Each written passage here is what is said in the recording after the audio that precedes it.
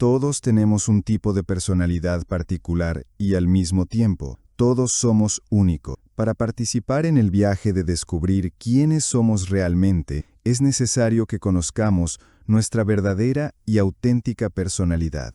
La búsqueda de conocernos a nosotros mismos nos permite comprender mejor la complejidad y los entresijos de la condición humana, mejorar nuestra relación con nosotros mismos, con los demás y con el mundo. En uno de sus primeros y más importantes trabajos, Tipos psicológicos, publicado en 1921, el psiquiatra y psicólogo suizo Carl Jung acuñó los dos tipos de actitudes más conocidos, introversión y extraversión. Escribe: este libro es el fruto de casi 20 años de trabajo en el campo de la psicología práctica. Creció gradualmente en mis pensamientos, tomando forma a partir de innumerables impresiones y experiencias de un psiquiatra en el tratamiento de enfermedades nerviosas, de relaciones con hombres y mujeres de todos los niveles sociales, de mi trato personal con amigos y enemigos por igual, y finalmente, de una crítica de mis propias peculiaridades psicológicas. Su motivación inicial para investigar la tipología fue su necesidad de comprender por qué la psicología de Freud era tan diferente de la de Adler. Se dio cuenta de que el principio del placer de Freud y la voluntad de poder de Adler surgían de sus propias peculiaridades psicológicas. Para Freud, son de la mayor importancia los objetos, cosas y personas, que, según su carácter específico, promueven o dificultan el deseo de placer del sujeto. Se pone especial énfasis en los padres. El tema sigue siendo notablemente insignificante, y en realidad no es más que un asiento de ansiedad. Para Adler, por otro lado, son los objetos que se consideran vehículos de represión los que abruman al sujeto, que busca superar su complejo de inferioridad, asegurándose un sentido de valía y pertenencia. Estos puntos de vista diferentes surgieron porque Freud era principalmente un extrovertido y Adler un introvertido. Cuando consideramos el curso de la vida humana, vemos cómo el destino de un individuo está más determinado por los objetos de su interés, mientras que en otro está más determinado por su propio ser interior, por el sujeto. La diferencia fundamental entre los dos tipos es que el extrovertido tiene un movimiento de interés hacia el exterior, hacia el objeto, realidad exterior, mientras que el introvertido tiene un movimiento de interés hacia el interior, hacia el sujeto, realidad interior. La naturaleza reflexiva del introvertido hace que siempre piense y considere antes de actuar. Su timidez y desconfianza hacia las cosas inducen a la vacilación, por lo que siempre tiene dificultades para adaptarse al mundo exterior. Por el contrario, el extrovertido tiene una relación positiva con las cosas, porque se siente atraído por ellas. Las nuevas situaciones desconocidas lo fascinan. Por regla general, actúa primero y piensa después. El uno es reflexivo, el otro es rápido en la acción. El introvertido es como Prometeo, pensamiento previo, y el extrovertido como Epimeteo, pensamiento tardío. Para el extrovertido, es el objeto el que actúa como un imán sobre las tendencias del sujeto. Su actitud está constantemente relacionada y orientada por el objeto, por lo que su interés y atención se dirigen hacia su entorno, incluidas las cosas y las personas. Tienen una fascinación casi inagotable por él, por lo que nunca busca otra cosa. El peligro es que puede ser absorbido por los objetos y perderse por completo en ellos. Tal es el caso de un empresario que está constantemente orientado a expandir su empresa. A la larga, esto a menudo conduce a problemas mentales o físicos, que tienen un valor compensatorio, ya que obligan a su atención a volver a sí mismo. Una neurosis frecuente del extrovertido es la histeria, un comportamiento emocional excesivo que parece fuera de control, una tendencia constante a hacerse interesante y a producir una impresión. Para el introvertido, es el sujeto el que sigue siendo el centro de todo interés, como si el sujeto fuera un imán que atrae al objeto hacia sí mismo. Sin embargo, describir la actitud introvertida como autoerótica o egocéntrica es completamente engañoso. Jung escribe: todo el mundo conoce a esas personas reservadas, inescrutables, más bien tímidas, que contrastan lo más posible con los personajes abiertos, sociables, joviales o al menos amistosos y accesibles que se llevan bien con todo el mundo o se pelean con todo el mundo, pero siempre se relacionan de alguna manera con ellos y a su vez son afectados por ellos. Estos tipos parecen distribuidos al azar. En la misma familia, un niño puede ser introvertido y el otro extrovertido. Para Jung, el tipo de uno no puede ser cuestión de intención consciente, sino que debe deberse a algún tipo de causa instintiva e inconsciente. Por lo tanto, debe tener algún tipo de fundamento biológico. No nacemos tabula rasa. También hay una importancia incalculable en la influencia de los padres. En casos normales, sin embargo, es la tendencia biológica natural de uno la que determinará el tipo de uno a pesar de la influencia de las condiciones externas. Es importante señalar que, si bien un mecanismo predominará naturalmente en todos, una persona nunca puede ser puramente extrovertida o introvertida. Todos poseen ambos mecanismos, y solo el predominio relativo de uno u otro determina el tipo.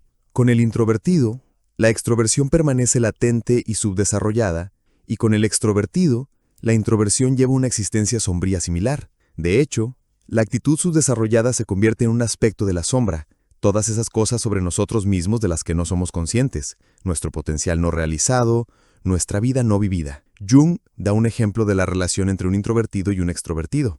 Hay dos jóvenes en el campo que se encuentran con un hermoso castillo y quieren entrar en él. El introvertido retrocede pensando que tal vez no se le permita entrar, con visiones de policías, multas y perros feroces de fondo. El extrovertido responde, bueno, podemos preguntar, con visiones de amables viejos vigilantes y la posibilidad de conocer a una chica atractiva. Una vez que ingresan al castillo, descubren que no contiene nada más que un par de habitaciones con una colección de manuscritos antiguos. Esta resulta ser la principal alegría del introvertido, que lanza gritos de entusiasmo y se precipita a contemplar los tesoros. Su timidez se desvanece. El introvertido se pierde en el objeto, olvidando la presencia de su amigo. El extrovertido comienza a sentirse aburrido y comienza a bostezar. Mientras aumenta el entusiasmo del uno, el espíritu del otro decae. Los manuscritos recuerdan al extrovertido de una biblioteca, que asocia con la universidad con estudios tediosos y exámenes difíciles. Para uno el lugar es maravilloso, para el otro lo aburre hasta la extinción.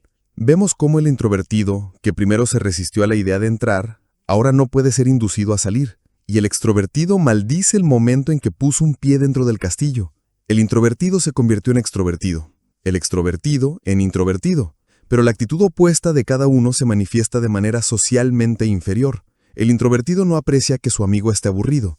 El extrovertido, decepcionado de sus expectativas de aventura romántica, se vuelve malhumorado y no le importa la emoción de su amigo. Los dos jóvenes están en feliz simbiosis hasta que entran al castillo. Disfrutaron de un grado de armonía porque la actitud natural de uno complementa la actitud natural del otro. Ambos querían entrar al castillo. La duda del introvertido sobre si era posible una entrada era útil para el otro, al igual que la iniciativa del extrovertido de ir a preguntar. La experiencia le enseñó a Jung que un individuo puede distinguirse, además, por sus funciones psicológicas básicas. Estas son pensamiento, sentimiento, sensación e intuición. La sensación nos dice que algo está presente. El pensamiento nos dice qué es y nos permite darle un nombre. El sentimiento nos dice lo que vale. Y a través de la intuición tenemos un sentido de lo que se puede hacer con eso, cuáles son sus posibilidades y hacia dónde se dirige. Las cuatro funciones son necesarias para una comprensión integral de nosotros mismos y del mundo que nos rodea. Pensar y sentir son funciones racionales, mientras que la sensación y la intuición son funciones irracionales. Cada uno de estos tipos de función puede ser introvertido o extrovertido, que son tipos de actitud. Los tipos de actitud se distinguen por su dirección de interés hacia el objeto o el sujeto, mientras que los tipos de función están relacionados con el movimiento de la libido. El concepto de libido para Jung no se limita al deseo sexual como en Freud, sino que consiste en la totalidad de la energía psíquica. La libido denota un deseo o impulso que no está controlado por ningún tipo de autoridad, moral u otra. La libido es el apetito en su estado natural. Desde el punto de vista genético son las necesidades corporales como el hambre, la sed, el sueño y el sexo, y los estados emocionales o afectos los que constituyen la esencia de la libido. Pensar y sentir son las funciones racionales que dependen de cómo tomamos decisiones y están influenciadas por el juicio. El pensamiento se refiere al pensamiento cognitivo, nuestra capacidad para analizar y hacer juicios lógicos sobre información y hechos. Los tipos de pensamiento son buenos para resolver problemas y generalmente se preguntan, ¿qué pienso acerca de eso? Pueden tener una visión más desapegada del tema y elevarse a un punto de vista objetivo. Por el contrario, El sentimiento es la capacidad para evaluar los estados emocionales de uno mismo y de los demás. Nos dice el valor de algo, si se quiere que sea aceptado o rechazado. Los tipos emocionales tienden a preguntarse, ¿qué siento al respecto?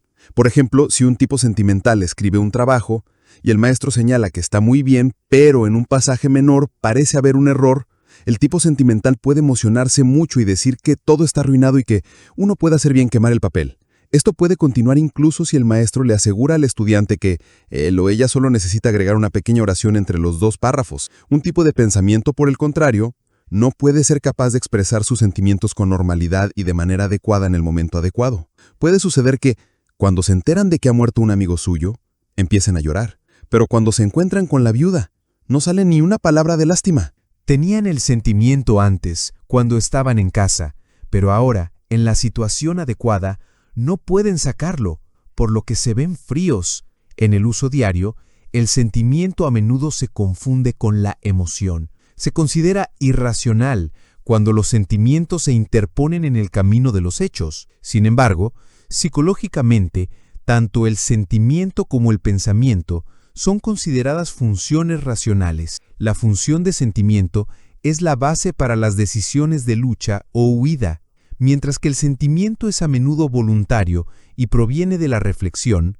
Las emociones ocurren de manera involuntaria y nos atrapan sin nuestro control. El término más técnico para emoción es afecto, es decir, reacciones emocionales marcadas por síntomas físicos y alteraciones en el pensamiento. Un afecto es una reacción involuntaria debida a un complejo activo, término acuñado por Jung que se refiere a un conjunto de ideas o imágenes cargadas emocionalmente. Jung enfatizó que los complejos en sí mismos no son negativos, solo sus efectos a menudo lo son. De la misma manera que los átomos y las moléculas son los componentes invisibles de los objetos físicos, los complejos son los componentes básicos de la psique y la fuente de todas las emociones humanas. Aparte de las dos funciones racionales, tenemos las irracionales, que son nuestros modos directos de experiencia en el momento, influenciados no por la reflexión, sino por la percepción. Estos son la sensación y la intuición, y dependen de cómo asimilamos la información. Debe enfatizarse que, por irracional, Jung no quiere decir algo contrario a la razón, sino algo más allá de la razón.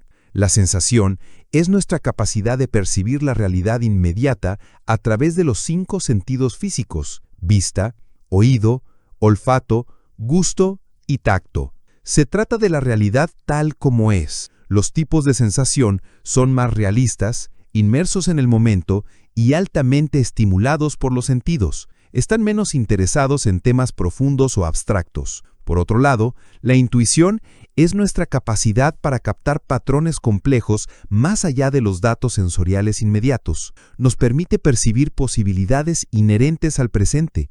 Un contenido se presenta entero y completo, sin que podamos explicar o descubrir cómo llegó a existir ese contenido.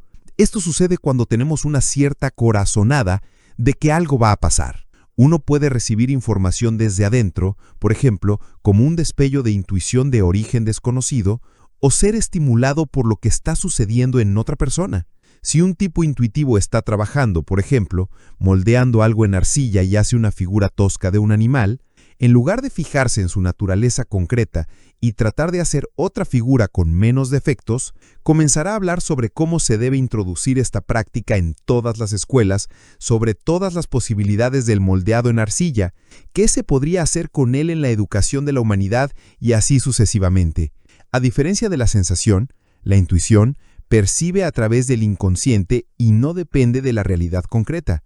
Los tipos intuitivos están más inmersos en la realidad abstracta y traten con metáforas. Los dos tipos de actitud, junto con las 4 funciones, producen 8 funciones-actitudes, o tipos de personalidad, los cuales tienen sus propias peculiaridades: pensamiento extrovertido, pensamiento introvertido, sentimiento extrovertido, sentimiento introvertido, sensación extrovertida, sensación introvertida, e intuición extrovertida e intuición introvertida. Jung señaló que la clasificación de tipos según la introversión y la extroversión y las 4 funciones básicas no es la única posible.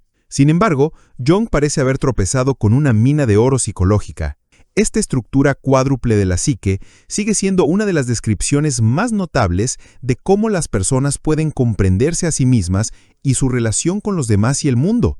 Para Jung fue un gran descubrimiento cuando más tarde encontró confirmación de su idea más intuitivamente concebida en el hecho de que en todos los mitos y simbolismos religiosos aparece el modelo de la estructura cuádruple de la psique.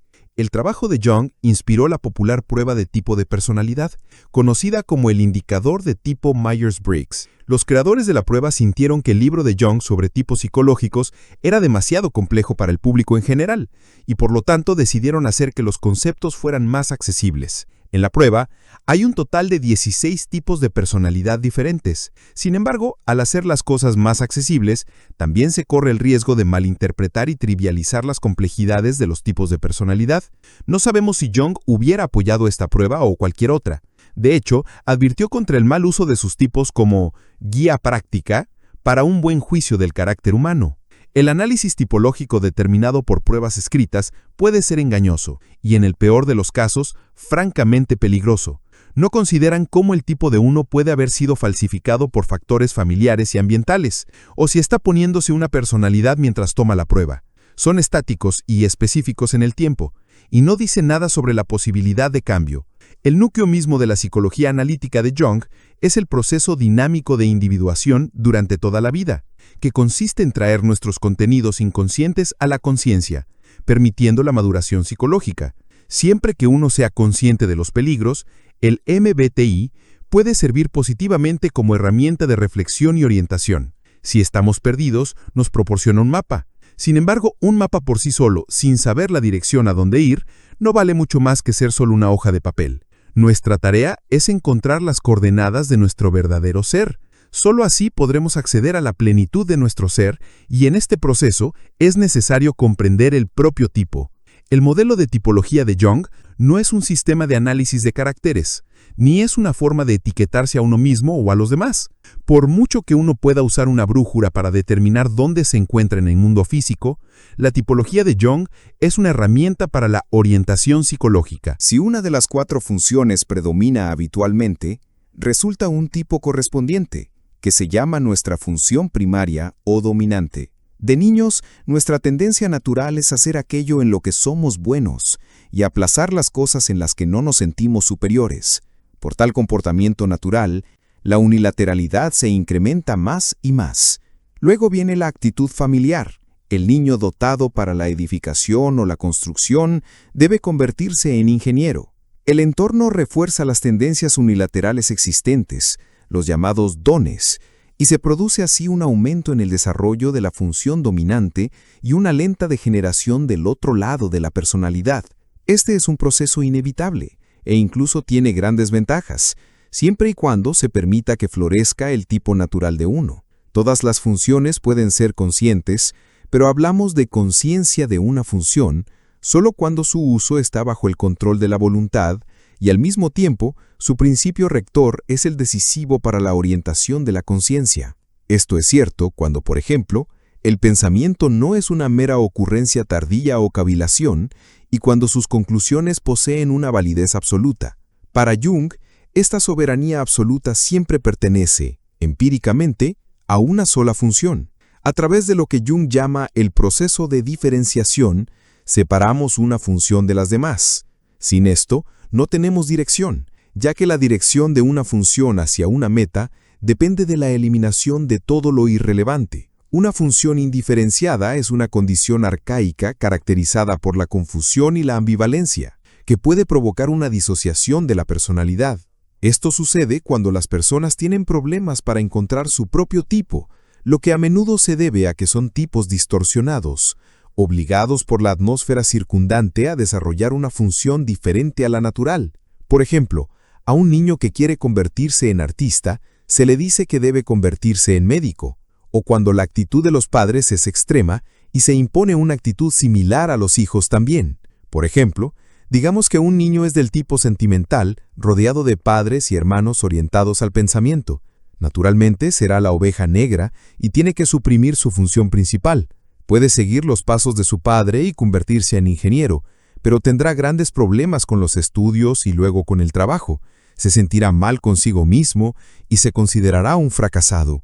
Puede llegar un momento, sin embargo, en que el hombre se dé cuenta de que nunca se ha sentido a gusto en el mundo de la maquinaria, sino en el trato con las personas.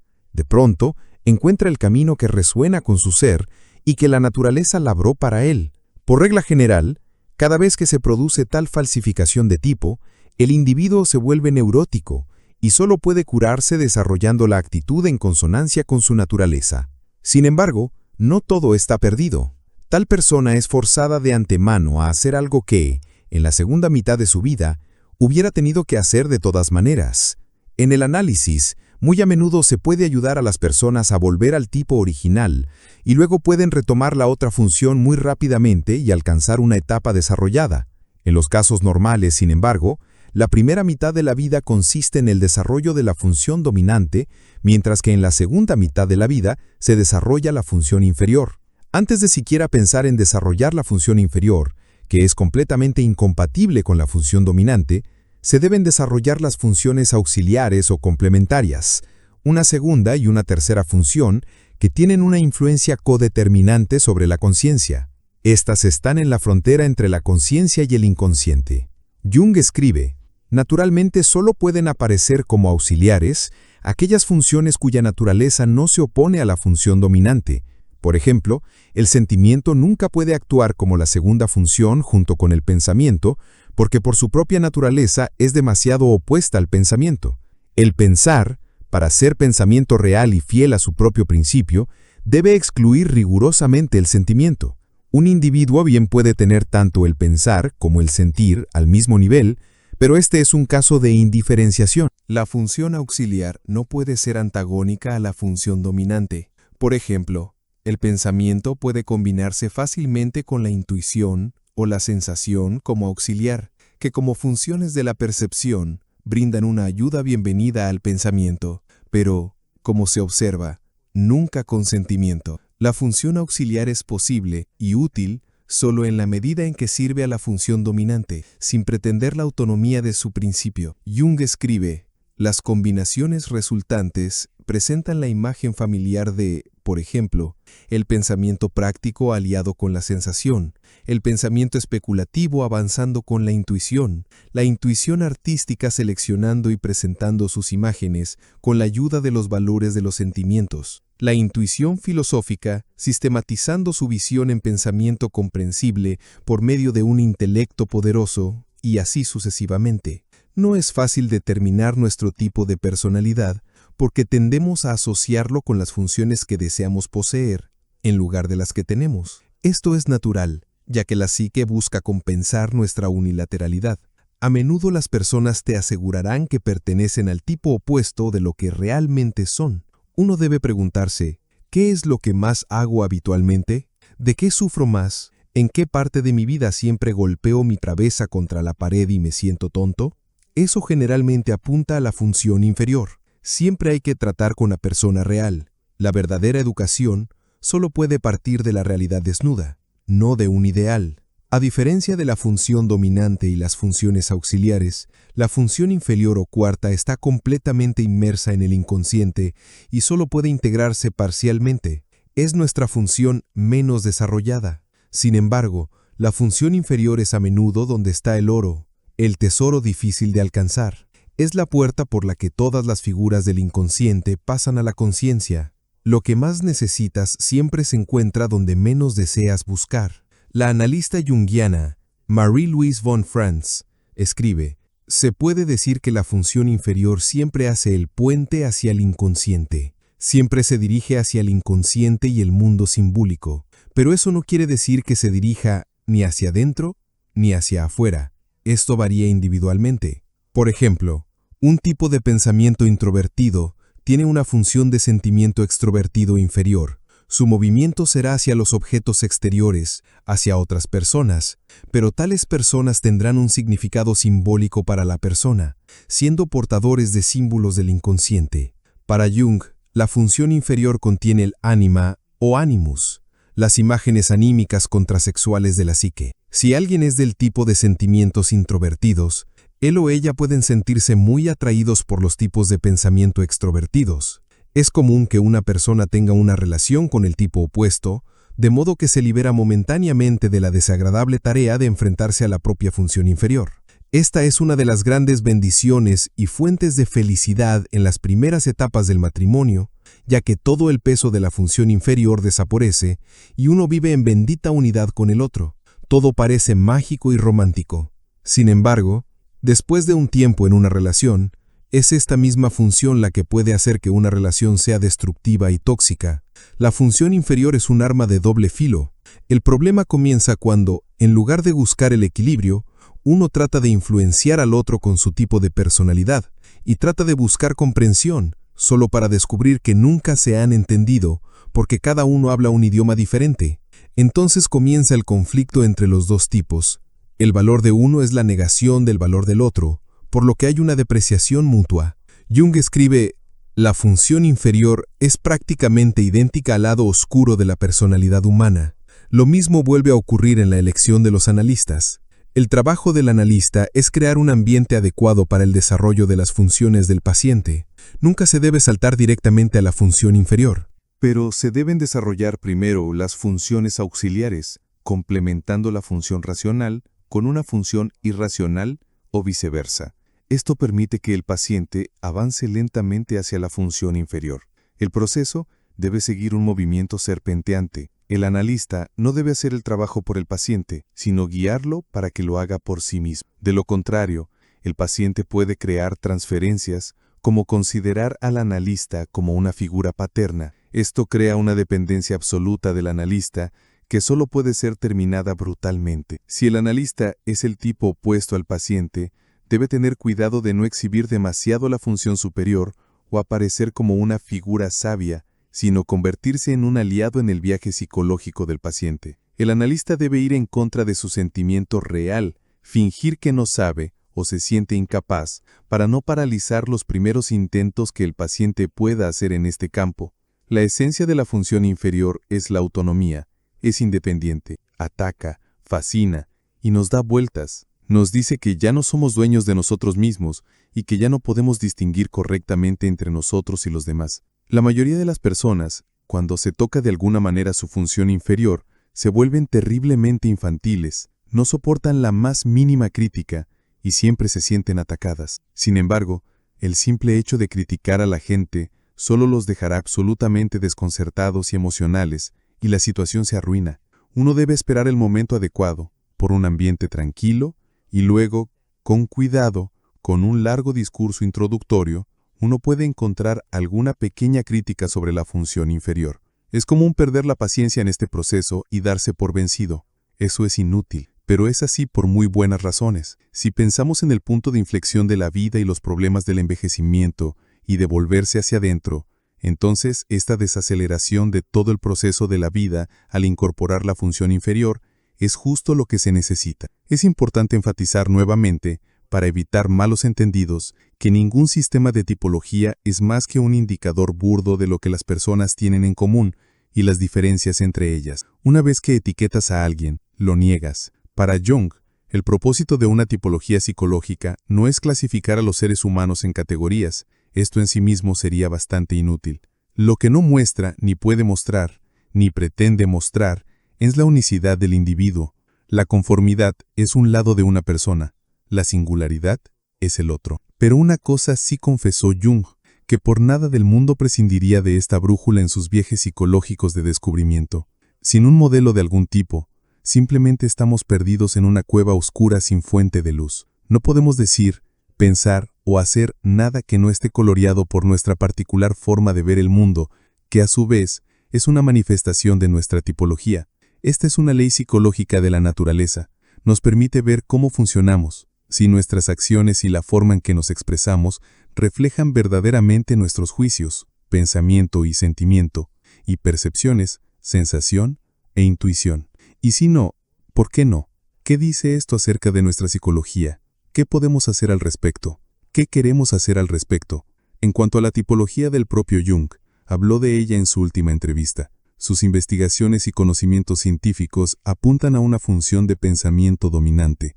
También tenía una gran intuición. Su relación con la realidad no era particularmente brillante y tenía una gran dificultad con el sentimiento. Deja claro, sin embargo, que el tipo no es nada estático, cambia en el curso de la vida. En cuanto a si Jung era principalmente introvertido o extrovertido, uno se siente en un terreno más seguro. Cuando ninguna respuesta proviene del interior a los problemas y complejidades de la vida, en última instancia significan muy poco. Las circunstancias externas no reemplazan la experiencia interna. Por lo tanto, mi vida ha sido singularmente pobre en los acontecimientos externos. No puedo decir mucho sobre ellos porque me parecería vacío e insubstancial. Solo puedo entenderme a mí mismo a la luz de los acontecimientos internos. Son estos los que componen la singularidad de mi vida.